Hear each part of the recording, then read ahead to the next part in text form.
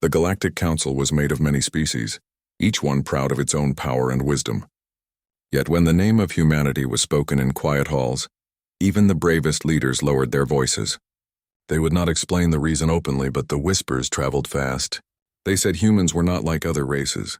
They said humans carried something inside them that the galaxy could not fully understand. It was not their fleets or their weapons that made others afraid. It was something hidden, something deep. And Commander Lucas Grant had never thought much about fear when he was chosen to represent Earth at the Galactic Council.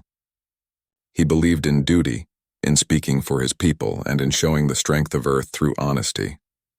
He was not a tall man, nor did he carry the hard look of a warrior, but his calm voice and sharp eyes made others listen. As his transport ship moved toward the council station, he studied the long lines of alien ships around the massive ring of the station. Every color and design filled the space, from crystal-like ships of the Ilari to the heavy iron-built warships of the Vroth. Lucas knew Earth's vessel looked simple compared to them, yet his heart was steady. And beside him sat Olivia Carter, a young diplomat with sharp wit and steady grace. She wore the dark uniform of Earth's delegation and kept her tablet close to her hand. Olivia was the one chosen to speak with gentle words where Lucas would speak with firm ones. Her dark hair was tied back, and her eyes scanned the station with quiet thought. She had heard the whispers before. Aliens did not hide their fear well. They stepped back when she passed. They paused when they looked at her as if she carried some shadow behind her. "Do you feel it too?" Olivia asked softly as the ship prepared to dock. "They act like we are monsters, but they do not even know us." Hernan and Lucas gave a small nod. They know something. Maybe more than they let us see. Nan. The docking bay opened, and the humans stepped out into the bright light of the council station. The air was clean but carried a strange taste, made to fit the many species who walked there. Tall beings with long arms moved past.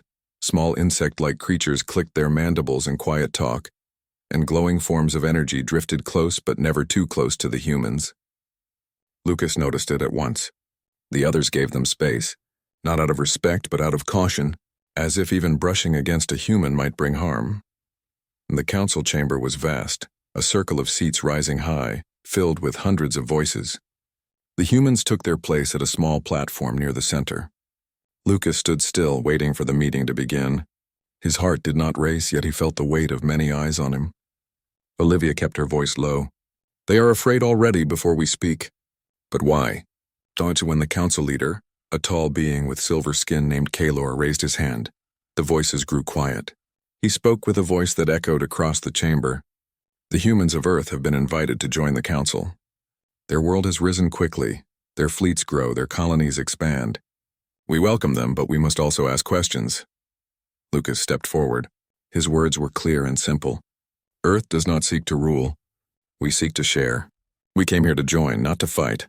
And then some of the aliens shifted uneasily. A tall, scaled delegate from the Dravak hissed, "Humans always say they do not seek war. Yet wherever you go, war follows. Your history is blood. Why should we trust you?" Chernis Olivia spoke with calm care. "Yes, our history is filled with struggle, but it is also filled with rebuilding. We do not run from hardship. We endure it and we learn from it. That is who we are." The chamber was silent for a moment. The silence was heavier than noise. Lucas could see the unease in their eyes. They were not only afraid of the past, they were afraid of what humanity might become in the future. And later, when the session ended, Lucas and Olivia walked the long halls of the station. Their steps echoed against the polished floor. A group of Ilari, tall beings with crystal-like skin, paused as the humans approached.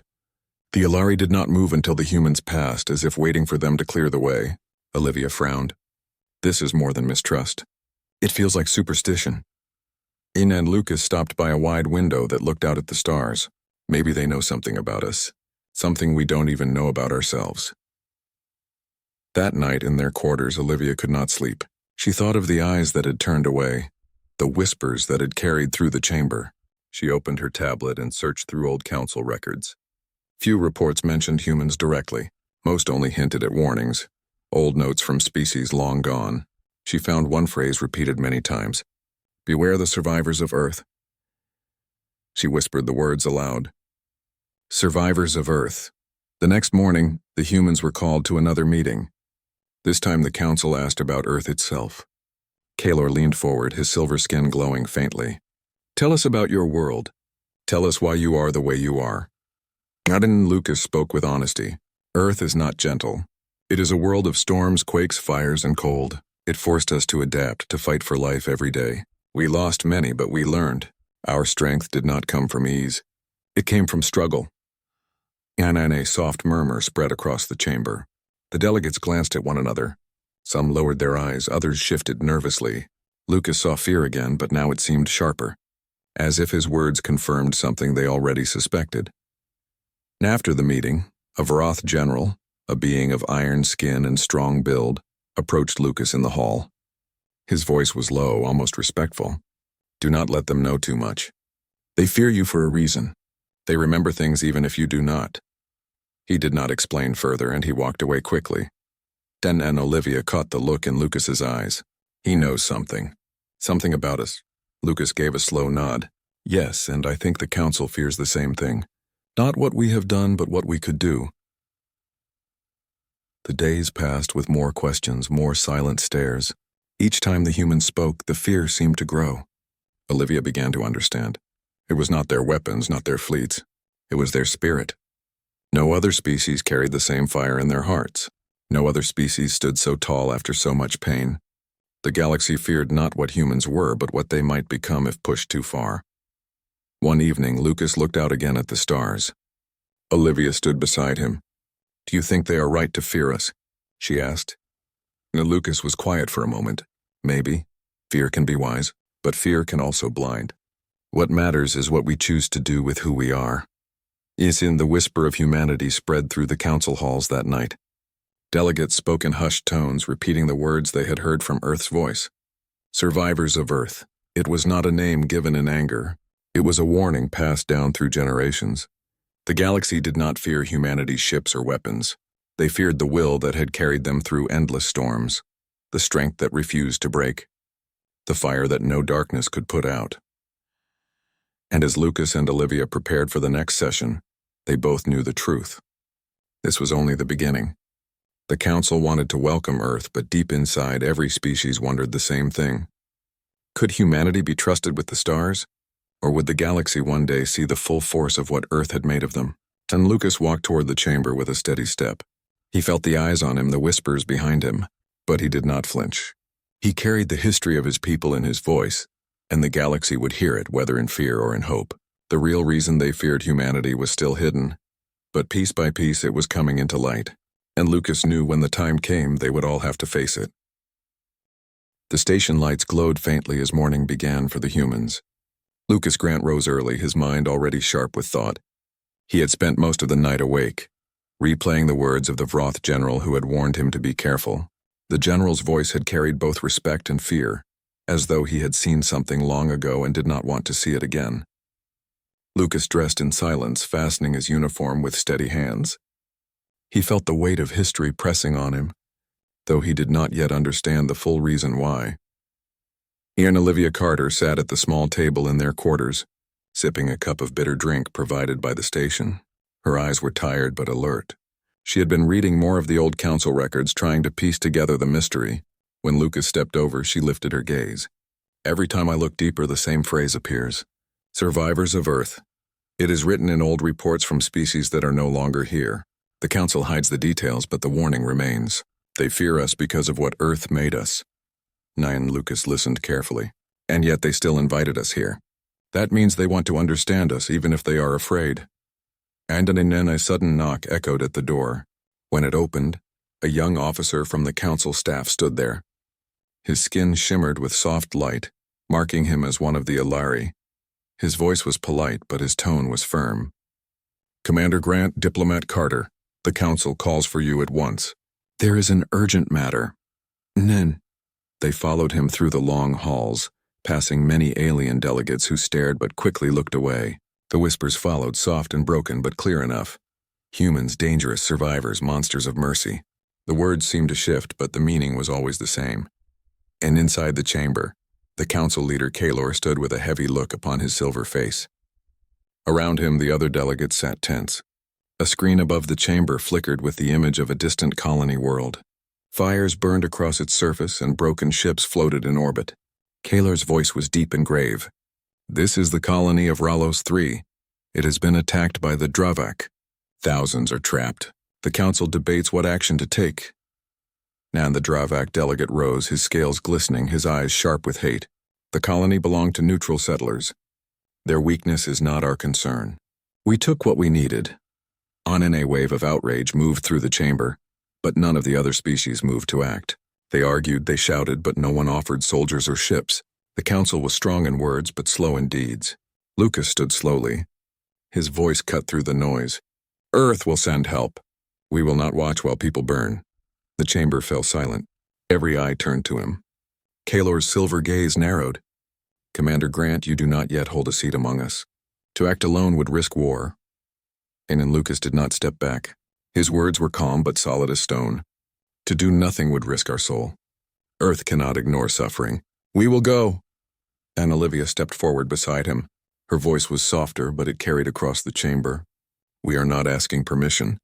We are giving warning. We will save who we can."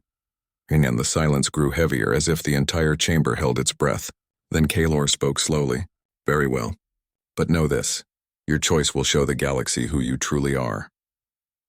Soon after, Lucas and Olivia returned to their ship. Captain Daniel Ross, commander of the small human fleet stationed near the council, was already waiting. His square jaw was set in determination. "So it's true. The council will do nothing." Sunny and Lucas nodded. "Nothing but talk. It is on us now." Daniel gave a short nod. "Then we'll move fast. I can have 3 ships ready within the hour. It won't be much against a Dravak fleet, but it will be enough to get people out." Now Lieutenant Claire Morgan stood beside him, her face calm, though her eyes burned with fire. She had trained for ground operations, and the thought of innocents trapped below set her heart firm. "Get me to the surface, Commander. I'll get them out." The humans moved quickly. Their fleet was small compared to the vast armadas of other species, but each ship was built for resilience. Engines roared, shields hummed, and weapons warmed. As the ships left the station, the eyes of the galaxy watched. Delegates gathered at windows. News streams carried the sight, and whispers spread like fire. The humans were going to fight where no one else would. The journey to Ralos III was tense. Reports came in of Dravak patrols circling the planet. Lucas stood on the bridge of the lead ship, watching the stars slide past. Olivia stood beside him, her hands clasped behind her back. Daniel monitored the fleet's formation, while Claire prepared her team for landing. Every heart carried the same thought. They might not come back. When they arrived, the sight struck them hard. The colony below was burning, smoke rising into the sky. Broken towers and shattered homes stretched as far as the eye could see. Above, Dravak ships circled like predators. Daniel gave a sharp order. "Shields up. Weapons ready." Duncan, the first shots came fast. Dravak cannons blazed and human shields lit with fire. The small human fleet twisted through space, dodging blasts and striking back with sharp precision. Though outnumbered, they did not falter. Lucas gave orders with calm clarity, moving his ships like pieces in a game of survival. Daniel's voice was firm, carrying strength to every crew. "Stay tight, stay alive, and hit them where it hurts." Dawn on the surface, Claire Morgan led her team through ruins and smoke. The air was filled with dust and cries of fear. She moved quickly, guiding families from broken shelters, carrying children in her arms when they could not walk. Her voice was steady, her orders sharp. "Stay low, stay close, and follow me." And the Dravak soldiers tried to block her path, but Claire fought with a fire they had never seen. Every time she was pushed back, she returned with double force. Every time she was cornered, she found a way through. The colonists watched in awe as the humans refused to fall. Even when wounded, they pressed on. Above, the battle raged. Human ships twisted through impossible maneuvers, holding against greater numbers. Daniel's ship took heavy fire, but he refused to retreat. "Hold the line!" he shouted. "Every second we fight is another life saved below." And in the end, the Dravak grew frustrated. They were used to enemies breaking, fleeing, surrendering. But the humans did none of these things. They bled, they burned, but they stood. And that unsettled the Dravak more than anything else. Hours later, the last shuttle of colonists lifted from the surface. Claire stood at its door, covered in dust and blood, but her eyes were sharp with victory. "We got them out," she said simply as the shuttle rose toward the human ships. With the colonists safe, Lucas gave the final order. "Fall back. We have done what we came to do." The human fleet pulled away, battered but unbroken. The Dravak ships chased for a time, but then slowed, unwilling to press against such relentless foes. The humans vanished into the stars, carrying survivors with them. When they returned to the station, silence greeted them. Delegates filled the halls, staring as the colonists were led out, alive though scarred. The council chamber was quiet as Lucas stepped forward again. His voice was calm. "We did not come to show power. We came to show that life matters. We will always stand when others fall. That is who we are." And the silence stretched long. Then slowly the whispers began again, but this time they were different. The fear had not faded, but something new was mixed within it. Respect, awe, and unease. For the aliens had seen with their own eyes what humans could do when hope was almost gone. That night, Olivia sat with Lucas, Daniel, and Claire in their quarters. The weight of the day still clung to them. Olivia spoke softly. "They fear us more now, not because we fought, but because we refused to stop," and Lucas nodded. "That is the truth of Earth. We may fall 1,000 times, but we rise 1,001. That is what they cannot understand." Claire leaned back, tired but proud. "Then let them fear. We'll keep moving forward anyway." And Daniel gave a short smile. "And if the galaxy wants to know who we are, they just saw it today." Outside the station window, the stars burned bright. The whispers of fear traveled farther now, reaching every corner of the council. The humans had shown their spirit, and the galaxy remembered the old warning with new weight. "Beware the survivors of Earth." The words were no longer just a warning. They were truth. The rescue of Ralos 3 spread across the galaxy faster than light could travel. Every station, every colony, every corner of space carried the same story. A small human fleet had stood against the Dravak and survived. More than that, they had saved thousands of lives when the great powers of the Council had done nothing. To some, the humans were heroes. To others, they were a dangerous reminder of a force that could not be bent. The whispers grew louder. "Beware the survivors of Earth." And Lucas. Grant knew the whispers, but he did not care for fame or fear. He cared only for the lives they had saved. Still, as he walked through the halls of the Council station, he felt the eyes of every alien on him. Some looked with gratitude, others with suspicion. Olivia Carter walked beside him, her tablet always close. She had begun collecting records old and hidden, trying to uncover the roots of the fear that hung so heavy around them. One evening, Olivia showed Lucas something she had found. She pulled up an ancient record on her screen. The words cracked and faded from age. "This is from before the Council even existed," she said. "It speaks of a species that rose from a violent world, a species that could not be broken. The words are clear, Lucas. They are talking about us. Humanity was known long before we even reached the stars." Nan and Lucas studied the screen with a heavy brow. How could that be? We only began to travel far in the last few centuries. How could they know us before then? Nan Olivia shook her head. "I do not know, but the record is real. It says, when the world burns, they endure. When the seas rise, they climb. When the sky falls, they stand. Fear the survivors of Earth." And the words carried weight, a weight that pressed down on them both. It was not just myth.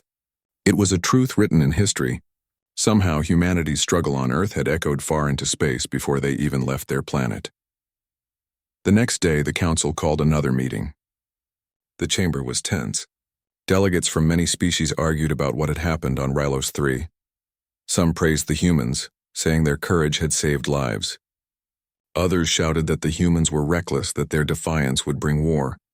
The Dravak delegate hissed with fury, pointing his claw at Lucas. "These humans are a threat. They do not follow law. They do not follow order. They act as if the stars belong to them." When Lucas stood tall, his voice was steady. "We did what you would not. We acted when lives were in danger. If that makes us a threat, then perhaps your fear speaks louder than your words." The chamber erupted in shouts. Kalor, the silver-skinned leader, raised his hand for silence. His glowing eyes fell on Lucas. "Perhaps it is time to ask the question openly. Humanity, what shaped you? Why are you the way you are?" And the hall grew quiet. All eyes turned to Lucas and Olivia. She stepped forward, her voice calm and steady. We are the children of Earth. Our world is not gentle. It has tested us in every way. Storms that could tear cities apart, quakes that shattered the ground, winters that froze the land, fires that burned whole forests, diseases that swept across nations, wars that left scars for generations, and yet we endured. Every time we rose again, Earth taught us to survive no matter the cost. And the words hung in the air. The delegates looked uneasy. Some whispered to one another, others sat in silence. For them, survival had been easier. Their worlds had been softer, kinder. They had never faced endless struggle the way Earth's people had. The thought unsettled them. If Earth had forged humans in fire, what would that fire create now that they had reached the stars? And after the meeting, Kalor summoned Lucas and Olivia to a private chamber. The silver being stood tall, his glowing skin dimmed with thought. I have seen much in my time. I have studied many species. But never have I seen such defiance, such fire as I see in you humans. Tell me truly, Commander Grant. Do you seek to conquer the stars? And Lucas met his gaze without flinching. No, we do not seek to conquer. We seek to survive. And survival means protecting those who cannot protect themselves. We know too well what it means to be left alone against the dark. And Kalor studied him for a long time, then nodded slowly. Perhaps that is why the galaxy fears you. Not because of what you want, but because of what you can endure. No matter what is thrown against you, you rise again. That is power greater than weapons. When Lucas and Olivia left, they found Daniel Ross and Claire Morgan waiting. Daniel's voice was low but steady. The crews are restless. They hear the whispers. Some of them are starting to wonder if we really are monsters to the others. Claire crossed her arms, her face sharp with resolve. Monsters? No survivors? Yes. If they cannot understand the difference, that is their problem. And Olivia sighed. It is not so simple. Fear spreads quickly. Respect takes longer. If we are not careful, the galaxy may unite against us before they learn the truth. Lucas placed a hand on her shoulder. Then we show them. Not with words alone, but with actions. Let them see what humanity truly is. In the days that followed, Olivia continued her search for old records. At last, she discovered a hidden archive deep in the Council's network, locked behind many barriers. With careful work, she opened it. What she found shook her. The archive spoke of ancient times when humanity was still young. Long before ships carried them to the stars, alien observers had visited Earth in secret. They had watched as humans struggled through floods, plagues, and wars. They had written of it with awe and fear. One line stood above the rest. They will endure when all others fall. They will rise from ruin, and they will walk among the stars as children of fire. Olivia showed the record to Lucas, Daniel, and Claire. The room was silent after she finished reading. Daniel shook his head slowly. So they were watching us even back then. Watching us fight, watching us bleed. No wonder they fear us. They know what we came through. Claire's eyes narrowed. Then their fear is their own making. They saw the truth and buried it. And now they hope we never remember. Dan Lucas stood by the window, staring out at the stars. But we do remember. Every scar on Earth, every struggle of our ancestors, it lives in us. That is our truth, and no one can bury it. And the next council session was filled with tension. Whispers filled the chamber as the humans entered. Delegates leaned close to one another, their voices quick and nervous. Lucas could feel the weight of their fear, but he carried himself tall. Olivia carried her tablet, ready to speak if needed. Daniel and Claire stood behind them, solid as stone. Then the Dravak delegate rose once again, fury burning in his voice. You see it now. They admit their past is nothing but struggle and war. Do you not see what they will bring? They will bring ruin to the galaxy just as they brought ruin to their own world. Aunt Olivia stepped forward. Her voice was calm but strong. Yes, our world was harsh. Yes, our past was filled with war and struggle. But you are blind if you see only that. We rebuilt, we healed.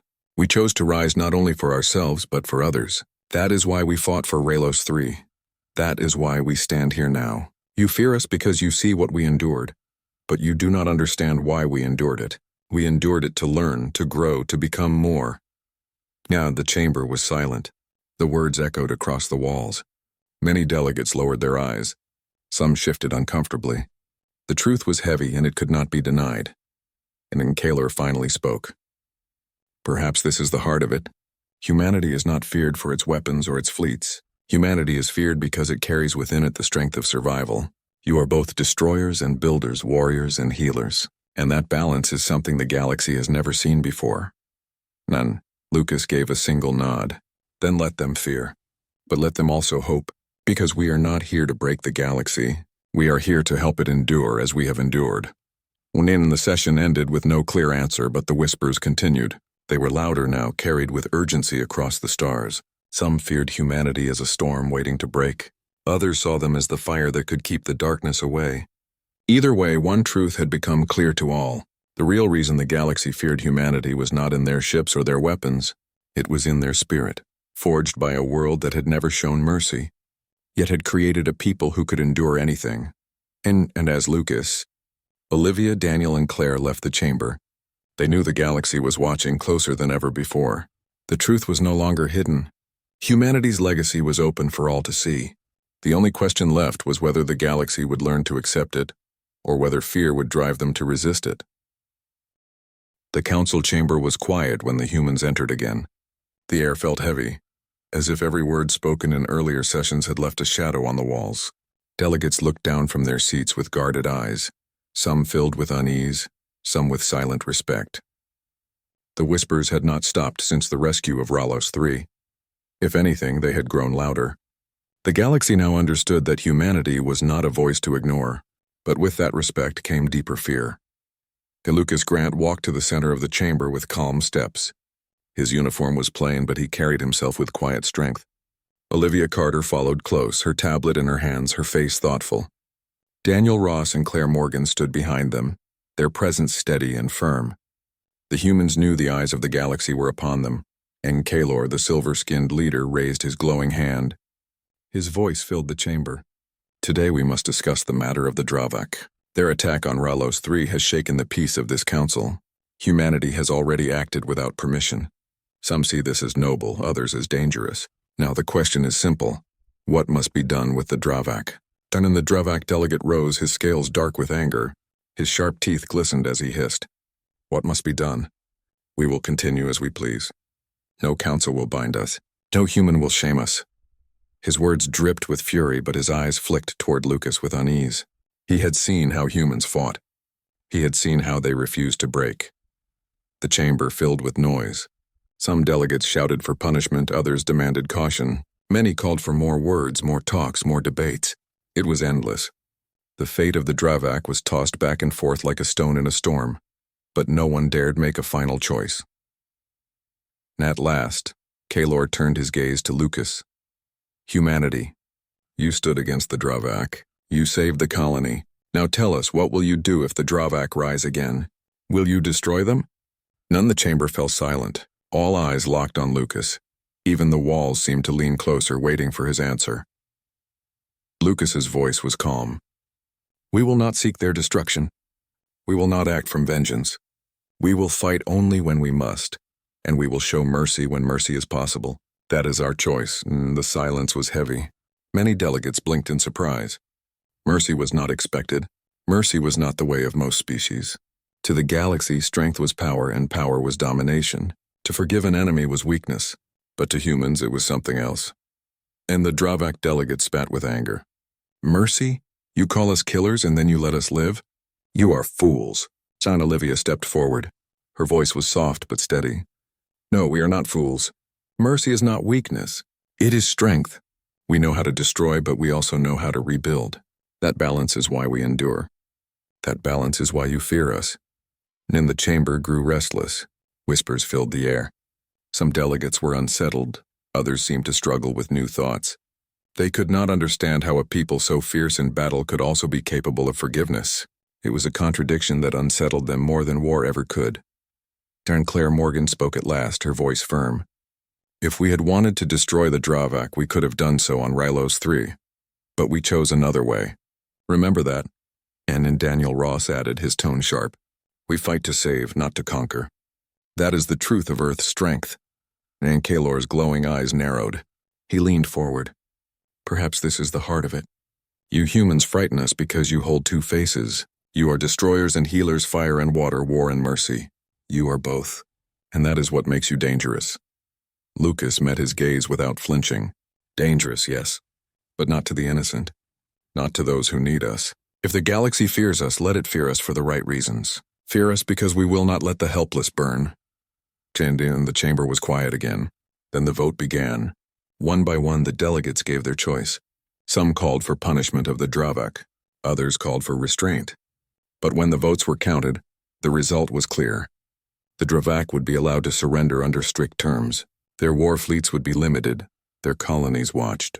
Humanity had given them a chance to survive, and the Council, uneasy though it was, accepted that path. The Dravak delegate glared at Lucas as he left the chamber. His eyes were filled with hate, but also something else, uncertainty. The idea of mercy was a wound to his pride, and he could not understand it. Yet deep inside, he feared it more than death itself. That night, Lucas and his team gathered in their quarters. Olivia placed her tablet on the table, the old record still glowing on the screen. Do you see what happened today? They expected us to destroy. They expected us to crush the Dravak. But when we chose mercy, it shook them even more than battle. And Daniel leaned back, his arms crossed. They don't understand. To them, mercy is weakness. To us, it is choice. And that choice is power. Claire nodded. They fear our strength, but now they fear our compassion too. They cannot predict us. That's what unsettles them.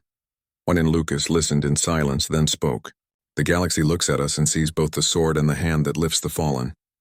They cannot decide which one we are. That is the real reason they fear us.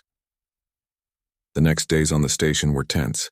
Delegates avoided the humans more than ever. Some whispered in respect, others in deep suspicion. Kaelor met with Lucas privately, his silver skin glowing faintly. You have changed the way the Council sees you, he said. Some now believe you are hope. Others believe you are doom. Both may be true. But know this, your choices will echo far beyond this station. Lucas gave a slow nod. Then we must keep choosing wisely. That is the only way forward. Nen and Olivia continued to dig through records, uncovering more signs of humanity's ancient shadow. Every report spoke of the same truth. Humans were not feared because they fought. They were feared because they always chose. Where others followed instinct, humans chose their path. They could destroy or forgive, build or burn, and that freedom made them unpredictable. One evening, as the four humans sat together, Olivia read aloud from one of the records. It says here the humans are not bound by one face. They are many, and because of that they are the most dangerous of all. Den and Claire gave a small smile. Then maybe that is not danger. Maybe that is hope, because we can always choose the better path. Lucas looked out at the stars through the window. His voice was low but steady. The galaxy fears us, but maybe one day it will understand us. Until then, we carry this truth with us. We are survivors. We are destroyers. We are healers. We are all of it, and that is why we endure.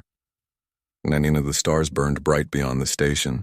The whispers of fear spread again, but now with them came something else. Curiosity. Wonder. And perhaps deep inside, the first spark of trust. Humanity had shown the galaxy mercy, and in doing so they had revealed the deeper truth that the galaxy struggled to accept. The real reason for fear was not human power, but human freedom, the freedom to choose even when no one else would. The stars beyond the Council station were quiet, but the whispers of humanity had reached every corner of the galaxy. Delegates spoke of them in hushed tones, repeating the words from old records and recent battles. Survivors of Earth.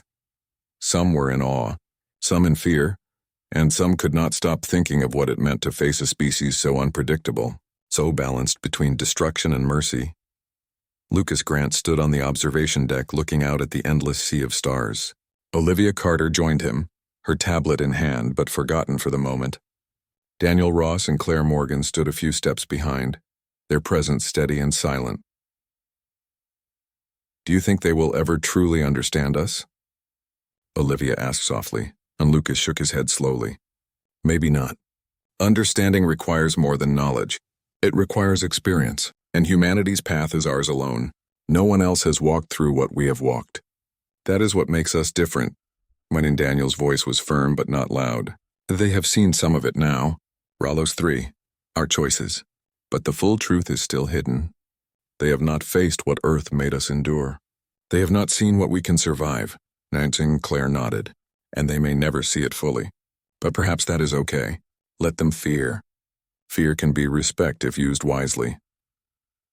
Dan and the council called for a final session, one that would determine Earth's role in the galaxy. Delegates crowded the chamber, eyes bright with curiosity and caution. The humans entered, carrying the calm weight of their presence. Lucas took the center, Olivia at his side, Daniel and Claire behind them. All watched closely as the discussion began. Kaelor, the silver-skinned leader, spoke first. The humans of Earth have shown courage, mercy, and skill. They have acted when others hesitated. The galaxy now asks, who are they truly?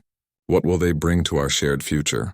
Nan the Dravak delegate hissed, his scales dark with anger and shame. They are dangerous. They cannot be controlled. They act as if the galaxy bends to them, but we will see their true face in time. And Lucas stepped forward, his voice calm and clear. We are not here to bend anyone. We are here to endure, to protect, and to choose. We carry the lessons of Earth with us.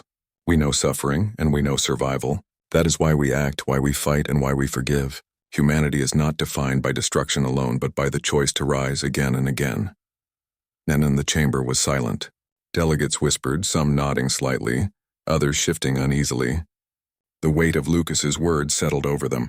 For the first time, the galaxy did not speak of human ships, weapons, or fleets. They spoke of spirit, endurance, and choice. And then Olivia stepped forward. You fear us because you cannot predict us. That is your truth. But understand this, our power is not in domination. It is in our will to survive and to protect. That is the real reason humanity has reached the stars and will continue to do so. We carry our world within us, and that makes us what you call dangerous. But danger is not our goal. It is only a measure of what we endure. And Kaelor's glowing eyes softened slightly. Your words are true. Your actions are undeniable. Perhaps the galaxy fears not the humans themselves, but the freedom you carry.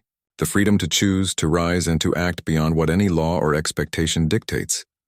Horndan Lucas nodded. Yes, freedom is our path, but it is also our responsibility. We will not destroy lightly. We will not bow to fear. We will act when needed, and we will protect when possible. That is our way. A murmur passed through the chamber. Some delegates turned to each other, whispering quickly, trying to grasp the paradox of humanity. The Dravak delegate's claws clenched, but he said nothing. Even he knew that words alone could not challenge what humans had shown. And Kaelor spoke again. Then it is decided. Earth is welcomed into the Council, not only for its fleets or technology, but for its spirit. Your choices will continue to shape the galaxy. But remember this, your presence will always be watched. Freedom comes with responsibility, and with fear from those who cannot understand it. And then Lucas bowed slightly. We understand, and we will carry it wisely. And after the session, the humans returned to their quarters. Daniel leaned back in his chair, tired but alert. They still fear us, but now they also know why. Ian and Claire smiled faintly. Let them fear. It keeps them cautious. It keeps the galaxy safe in ways they cannot see. And Olivia opened her tablet, showing the records she had gathered. Every species that has encountered us has recorded the same truth. Humans survive. Humans endure. Humans choose. That is why we are remembered. That is why the galaxy whispers our name. Lucas looked out at the stars, then let them whisper. Let them fear. Let them hope. That is all part of the truth. Humanity is free, and that freedom cannot be taken.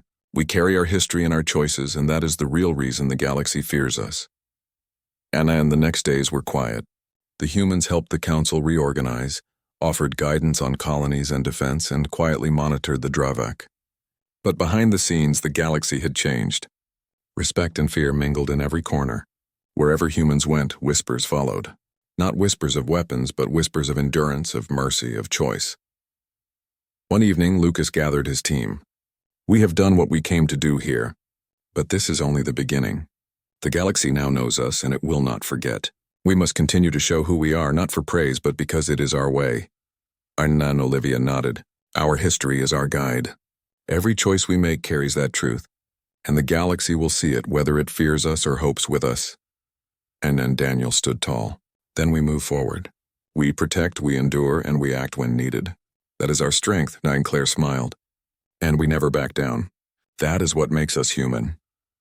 One day, as the humans prepared to leave the station, the stars stretched out before them. The galaxy was wide, full of unknown dangers and unexpected allies. The Council would watch, other species would whisper, and the Dravak would remember.